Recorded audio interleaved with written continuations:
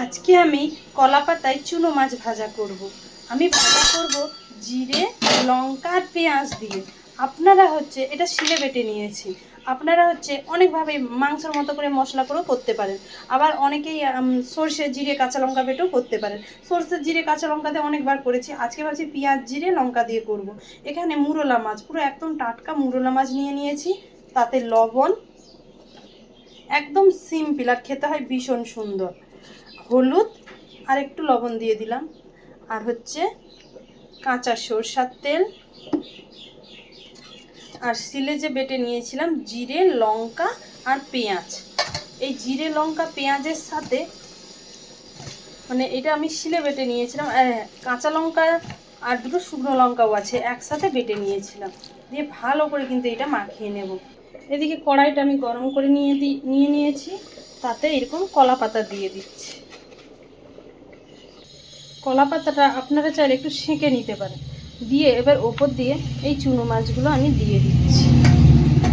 এটা মুরলা মাছ দিয়ে করবে ভীষণ ভালো লাগে, চিংড়ি মাছ দিয়েও ভালো লাগে। চিংড়ি মাছ দিয়েও করবেন, তাও ভীষণ ভালো লাগবে। এখানে আমি প্রত্যেক কটা মুরলা মাছ দিয়ে দিচ্ছি। এরকম করে মাছগুলো একটু বিছিয়ে দেবে। মাছগুলো সব বিছিয়ে দিয়েছি। ওপর দিয়ে কয়েকটা কাঁচা লঙ্কা দিয়ে দিলাম। দিয়ে ওপর দিয়ে আর একটু সরষের তেল দিয়ে দিলাম। দিয়ে এইটা এবার আমি ঢাকা দিয়ে দেব। উপর দিয়ে আর একটা কলা পাতা দিয়ে দিলাম। এবার এটা ঢাকা দিয়ে, আমি যেহেতু গ্যাসে করতেছি, প্রথমে গ্যাসের আঁচটা একদম জোরে দিয়ে দিবে। লাস্টে কিছুক্ষণ পরে গ্যাসের আঁচটা কমিয়ে নেবে, আস্তে আস্তে ভাজা হবে। এবার আমি ঢাকাটা খুলে নিলাম। দিয়ে আস্তে আস্তে কিন্তু কলা পাতাটা প্রথমে খুলে নেব। দেখুন মাছ ভাজাটা কলা পাতায় কতটা সুন্দর হয়েছে। আপনারা কেউ যদি উল্টিও দিতে চান উল্টিও দিতে পারেন, কিন্তু আমি উল্টোবো না, না উল্টোই ভালো ভাজা হয়। এবার আস্তে আস্তে করে আপনারা এইগুলো এরকম করে খুন্তির সাহায্যে এইরকম করেও উল্টিয়ে নিতে পারেন। তাহলে বাইরটাও হবে, ভেতরটাও হবে। আমি এইভাবেই বেশিরভাগ উল্টাই, কারণ ওইভাবে উল্টাতে গেলে অনেক সময় সমস্যা দেখা দেয়। এইরকমভাবে অনেকে পারেও না, হাতে অনেকের গরম তাপ লেগে যায়। সেই জন্যই বলতেছি এইভাবেই আপনারা কি করবেন, একটা খুন্তির সাহায্যে আস্তে আস্তে করে এপাশ ওপাশ করে উল্টিয়ে দিবেন।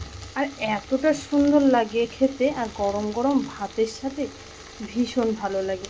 এটা কিন্তু আমি আবার ঢাকা দিয়ে দেবো, যেহেতু আরও একটু রস আছে। একবারে পুরো যেন রসটা মরে যায়, তবেই খেতে কিন্তু আর একটু পুরো পুরো ভাব হবে, তবেই খেতে ভালো লাগবে। এবার এটাকে আমি আবার কলা পাতাটা দিয়ে আবার আমি এটাকে ঢেকে দেবো। এবার ঢাকনাটা খুলে নেব। দেখুন আমার কলা পাতায় চুনো মাছ ভাজাটা কিন্তু খুব সুন্দরভাবে হয়ে গিয়েছে। এইভাবেই কিন্তু কড়াতে এখন বসিয়ে ঢেকে রেখে দিবেন।